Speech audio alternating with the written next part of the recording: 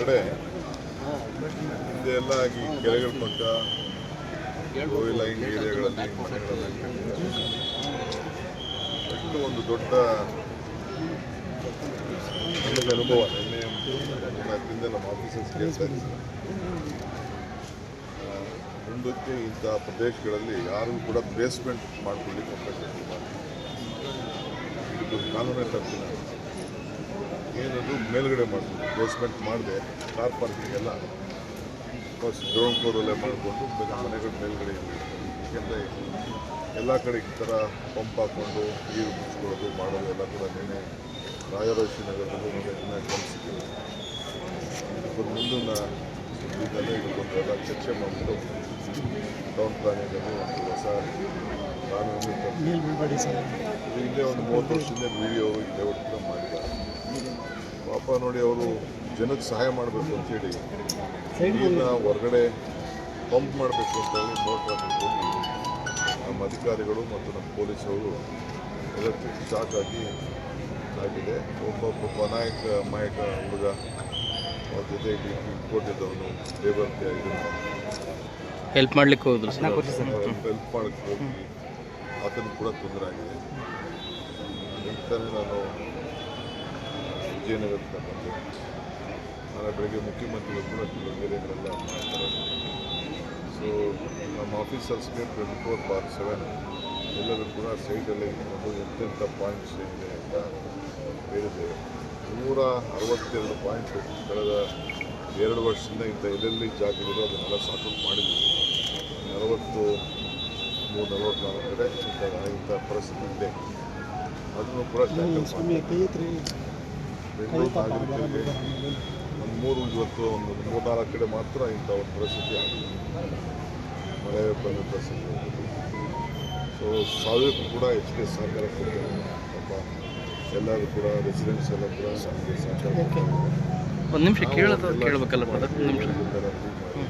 ಅವರೆಲ್ಲ ನಮ್ಮ ಮಾಡಬೇಕು. ಸೊ ಒಂದು 2 hours ಈ ಥರ ಜಾಸ್ತಿ ಮಳೆ ಬಂದಾಗ ಜಾಸ್ತಿ ನೀರು ಹೋಗಿದ್ದು ಎಲ್ಲ ಮಾಹಿತಿ ಇದೆ.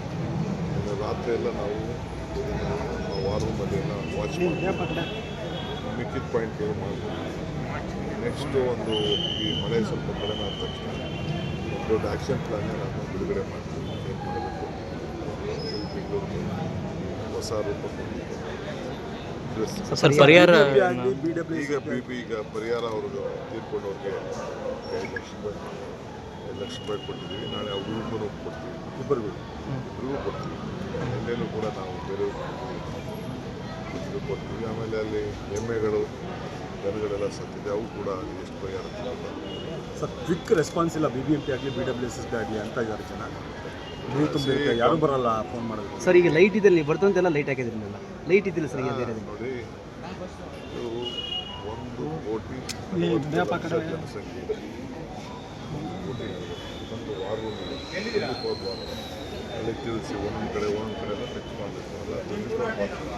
ನೀವೆಲ್ಲ ಬೇಕಾದ್ರೆ ಮೀಡಿಯಾ ವಾರ್ ರೂಮಲ್ಲಿ ನಾನು ಪರ್ಮಿಷನ್ ಕೊಡ್ತೀನಿ. ಕೂತ್ಕೊಂಡು ಎಷ್ಟು ಫೋನ್ ಬರ್ತಾ ಇರ್ತದೆ, ಏನೇನು ಬರ್ತಾ ಇದೆ ಅಂತೇಳಿ ಬೇಕಾದ್ರೆ ನೀವು ವಾಚ್ ಮಾಡಿ. ಎಲ್ಲ ಟೀಮು ಎಲ್ಲ ಕೆಲಸ ಮಾಡ್ತಾರೆ. ನಮ್ಮ ಪೊಲೀಸವರು ಅವರು ಎಲ್ಲ ವೀಡಿಯೋಗಳೆಲ್ಲ ಇಟ್ಟಿದ್ದಾರೆ, ಕ್ಯಾಮ್ರಾಗಳು ಇಟ್ಟಿದ್ದಾರೆ, ಮಾಡ್ತಾಯಿದ್ದಾರೆ. ನಾವು ಕೂಡ ಮುಂದಕ್ಕೆ ಎಲ್ಲೆಲ್ಲಿ ಈ ರೀತಿ ಸ್ಪಾಟ್ಗಳೆಲ್ಲ ಐಡೆಂಟಿಫೈ ಮಾಡಿರ್ತೀವಿ. ಸರ್, ಸೋಷಿಯಲ್ ಮೀಡಿಯಾದಲ್ಲಿ ಮೀಮ್ಸ್ ಸಂಖ್ಯೆ ಜಾಸ್ತಿ ಆಗ್ತದೆ ಈ ನೀರಿಗೆ ಸಂಬಂಧಪಟ್ಟಂಗೆ. ಮಳೆ ನೀರು ಎಲ್ಲದರಲ್ಲಿ ಕೆಲವರು ಬೆಂಗಳೂರು ಹೆಂಗಿದೆ ನೋಡಿ, ಟೀಕೆ ಮಾಡೋರು, ಸರ್ಕಾರ ಕೆಟ್ಟ ಹೆಸರು ತರೋರು, ಬೆಂಗಳೂರಲ್ಲಿ ಅವ್ರ ಹೆಸರು ಹಾಳು ಮಾಡ್ಕೊಡ್ತಾ ಇಲ್ಲ, ಅವ್ರ ಊರ ಹೆಸರೇ ಹಾಳು ಮಾಡ್ಕೊಳ್ಳೋಕ್ಕೆ ಏನೇನು ಬೇಕು ಅದರಲ್ಲಿ ಖುಷಿ ಪಡೋರು ಇದ್ದಾರೆ.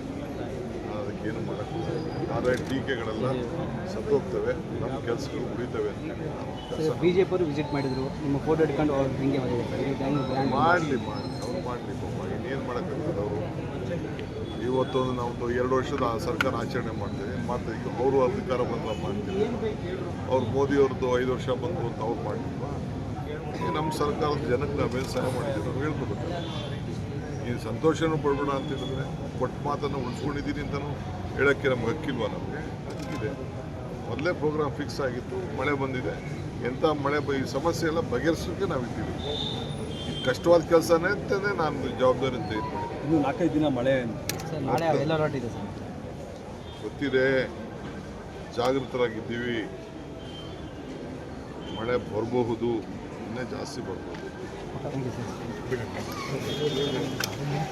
ಓಕೆನಾ ಬರೋದು